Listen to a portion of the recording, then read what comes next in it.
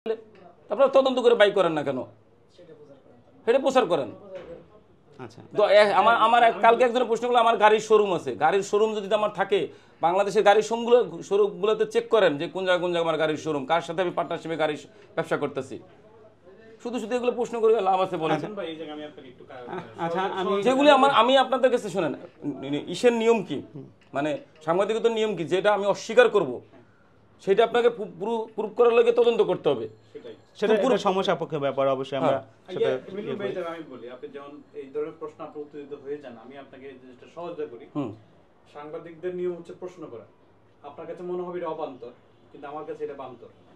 এখন আপনি এড়িয়ে যাওয়ার সুযোগ আছে। আমি বলি, আপনি আপনার অবস্থান স্পষ্ট করার সুযোগ আছে। আমরা প্রশ্ন করব, আপনি আপনার দাদা আমরা যদি কিছু উত্তেজিত হলে আপনার ক্ষতি। আপনি না আমি আচ্ছা যাও, এটা দাদা আপনারা তদন্ত না করলে আমার কথা তো আপনারা বিশ্বাস করবেন না। আচ্ছা না বলবো, আপনি বলেন। ভাই আমার দুইটা বাচ্চা আছে, হ্যাঁ, দুইটা ছোট ছোট বাচ্চা আছে। আমার ওয়াইফ সরকারি চাকরি করে।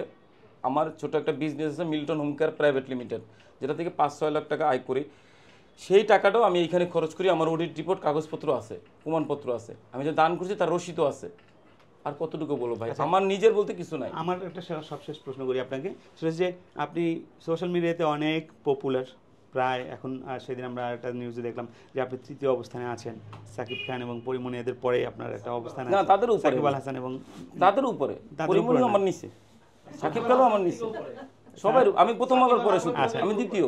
যাই হোক, আপনার অনেক জনপ্রিয়তা, অনেকে আপনাকে ভালোবাসে, যেমন তেমনি অনেকে হয়তো এই সংবাদের পরে অনেকে ঘৃণা করবে, অনেকে হয়তো ভাবে যে আপনি টাকা পয়সা নিয়ে হয়তো মেরে খাইছেন, যেটা বলতেছেন। শুনেন, এটা যদি প্রুফ না হয়, আমি কাজ আমি যদি প্রুফ যুদ্ধ হবে না, প্রুফ যদি হবে না, প্রুফ হবেই না, তো না হইলে আমি আমার কাজে ফেরত যাব, অসুবিধা কি? মানুষ শুনেন, দেখতে দেখতে ভালো লাগেই যাবে এক সময় আমার আবার। আচ্ছা, হ্যাঁ, আমি যেটা বলতে চাচ্ছিলাম যে মূলত এই যে সোশ্যাল মিডিয়ায় আপনি একটা ইনভেস্ট করেন একটা বড় অঙ্কের, এইটি আসলে কেন করেন? এটি না করলে আপনার মনে হয় না যে আপনি ঝামেলায় পড়তেন না? আজকে যে সোশ্যাল মিডিয়াতে যেটা খরচ করি, আমি মনে করেন আমারও ইনকাম আছে।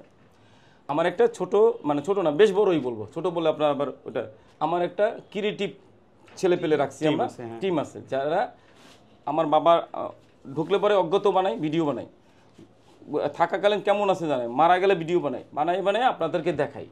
দেখানোর উদ্দেশ্য আছে কয়েকটা। এক হলো আমি ফেসবুক, ইউটিউব থেকে টাকা আয় করি, রেভিনিউ পাই। সেকেন্ড হলো এই মানুষগুলো খুঁজতে খুব সহজ হয়, ভিডিও দেখে মানুষ নিয়ে যেতে পারে। তারপরে যারা দান খরচ করে আমাকে টাকা পাঠায়, তারা দেখে যে মিল্টন আসলে একটা মানুষকে এই জায়গা থেকে তুলে এনে এইভাবে ভালো রাখছে, এইভাবে ভালো খাওয়াচ্ছে। তার মানে স্বচ্ছতা প্রকাশের জন্য ভিডিওগুলো বানাই।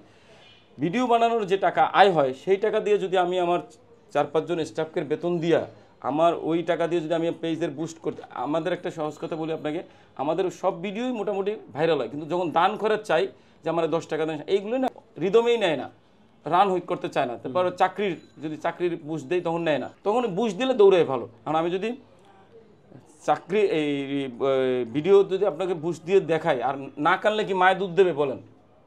না কানলে তো মায়েও দুধ দেয় না। তো আমি যদি কান্দাকাটি না করি, আমার কাছে এত লোক আছে, আমি এত ভালো কাজ করি, যদি মানুষ না জানায়, তাহলে মানুষকে আমার সাহায্য করবে?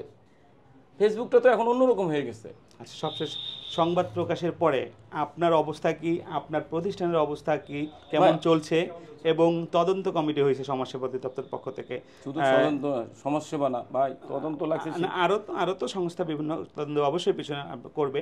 তো আপনার এখন কোন পরিস্থিতি আছে? পরিস্থিতি ভাই খুব কষ্ট হইতেছে। আমার কষ্ট তো হইতেছে, যেমন সারাদিন সাংবাদিক ভাইদের সময় দিতে হইতেছে, প্রশাসন আসতেছে, সবার সাথে কথা বলতেছে, ফোনে যত ফোন আসতেছে সবাই গালি দিতেছে, দিয়ে বলতেছে আমার টাকা ফেরত দে, মায়েরে বাবারা তুলে গালি দিতেছে। মানে বিচ্ছিরি বিকট একটা পরিস্থিতি তৈরি হয়ে গেছে। মানে আমি মানসিকভাবে অসুস্থ হয়ে যাওয়ার মতো অবস্থা। তারপরে ধৈর্য ধরে আপনাদেরকে সামলাচ্ছি। তো অবস্থা খুব খারাপ, মানে আপনাদের সামলানো এক, প্রশাসন সামলানো দুই, তারপর হলো মানুষের এই ফেসবুকে তো আমাকে বাজে কমেন্ট দিয়ে ধুয়ে ফেলতেছে। একই সাথে হাজারো ফোন আসতেছে যে আমার মানে গালাগালি করতেছে সবাই, আমার টাকা দে, আমি অত টাকা দিছি, আমি এত টাকা দিছি, টাকা ফেরত দে, এরকম। পরিস্থিতি আরো অবনতি হলে আপনি প্রস্তুত? আপনাকে, হ্যাঁ, প্রস্তুত তো। যদি আমার অপরাধ প্রমাণ হয়, তাহলে তো আমাকে যেই শাস্তি দেবেন আপনারা বা আইন দিবে, সেটা তো মারতে হবে। দৃঢ় বিশ্বাস কি আপনি যা করেছেন সঠিক করেছেন? আমি যা করছি সঠিক করছি, আমার তো কিছুই হবে না। আমার দৃঢ় বিশ্বাস, আমি অন্যায় করি নাই। আচ্ছা ঠিক আছে, এই আপনাদের কোনো প্রশ্ন আছে?